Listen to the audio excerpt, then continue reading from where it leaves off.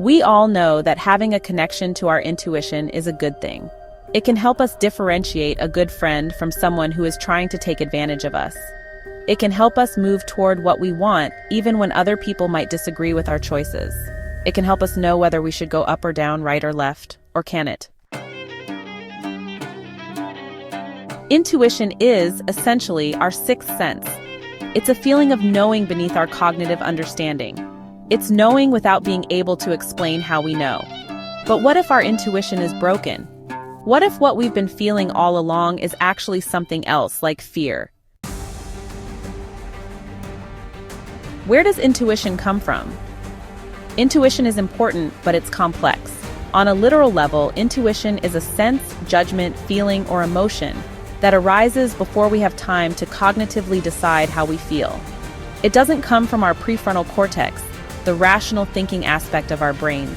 It comes from more primitive places, older parts of the brain, like the amygdala and our nervous system, which is more sensitive in our gut than in our mind. Intuitive information tends to come through the body, not the thinking mind.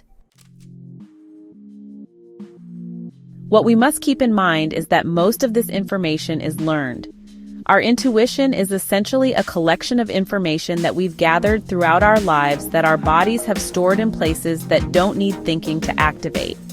If we've been traumatized by men, for example, our intuitive reaction to a new man might be to push him away, even if he's a lovely person. There may be something more to intuition, however. Many people believe we can access something bigger than ourselves when we pay attention. We could call this spirit the collective unconscious, guidance from angels or spirit guides, or advice from a higher self. This type of intuition is a little different, and it works differently from the aforementioned quick reactions based on past experiences. A gut feeling versus spiritual intuition. In my experience, this spiritual intuition is slower and more long-acting.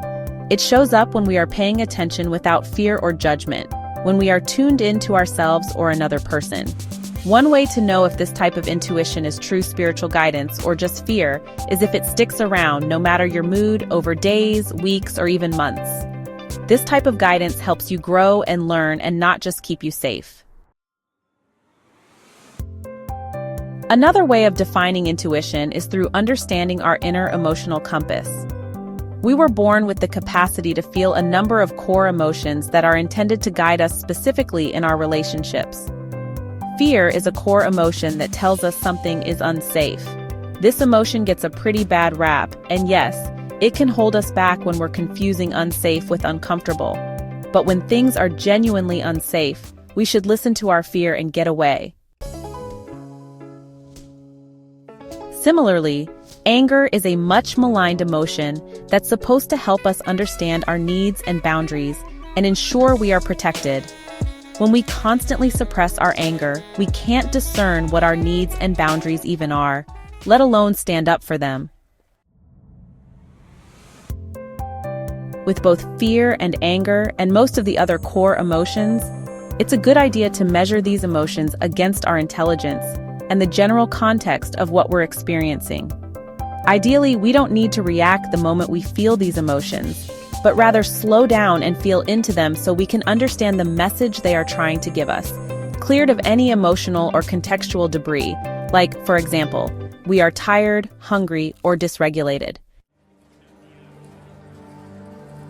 Intuition may be most challenging when it comes to love. That's because our love relationships tend to trigger our oldest relational wounds, and it's very easy for fear to arise and tell us we'd better not take the risk, whether that's to stay, leave, approach someone, etc.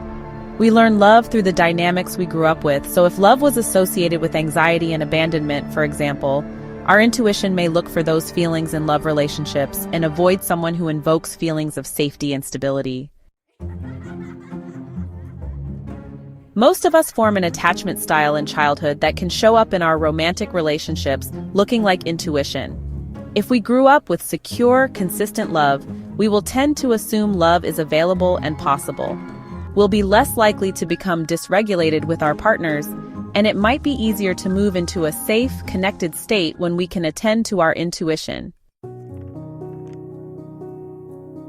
If we grew up with inconsistency around love in some way, including the loss of a parent or experiences of trauma, we will tend to experience anxious attachment, which means we're much less likely to trust in our lovers. Our intuition can be overridden by a need for reassurance and closeness, even when we don't particularly like the person we're with. If our needs were consistently unmet in childhood, we tend to experience avoidant attachment, which means we feel safer alone, used to meeting our own needs without the complication of another. Our intuitive responses to love will tend to lean towards breakups, distance, and separateness because those experiences feel safer. We don't decide these reactions cognitively. They are wired in as strategies to deal with stressful childhood experiences that influence us well into adulthood. So how do we know if it's intuition or fear? Well, there's truly no simple answer to this question, as intuition and fear both come with so many layers based on what we've been through and how tapped in we are to spirit and ourselves. As many of us have learned, even when we're feeling tapped in and are listening to ourselves closely, our intuition can still turn out to be wrong. It's important we don't think of this sixth sense as infallible, like being able to look into a crystal ball and tell the future. Especially when it comes to love, it takes time to get to know people and figure out if someone is a good choice for us in the long term. Some of the work around intuition might be about trusting ourselves to take risks and make mistakes, and know we'll be okay if things don't go the way we hoped. That being said, here are a few hints to be able to tell the difference between unreasonable fear and healthy intuition. Intuition comes through when you feel calm and safe, not when you are already dysregulated.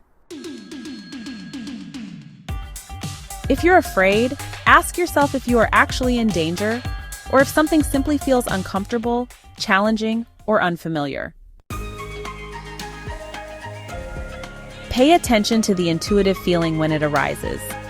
Does it pass when you eat well, or get enough sleep, or when an argument is resolved? Or does it stick around through various moods and cycles?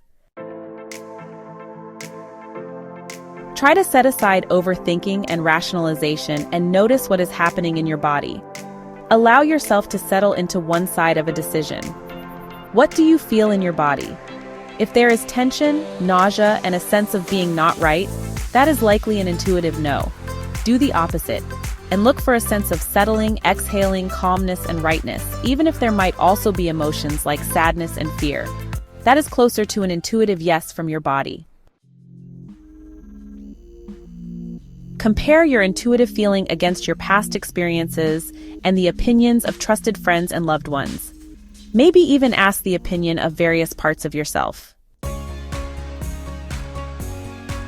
Keep in mind that intuition is just one aspect of decision-making, and it's a good idea to use all your parts, your bodily reactions, your emotions, and your mind when deciding what to do. Thank you for watching, and please hit the like and subscribe button so we can continue to grow our channel.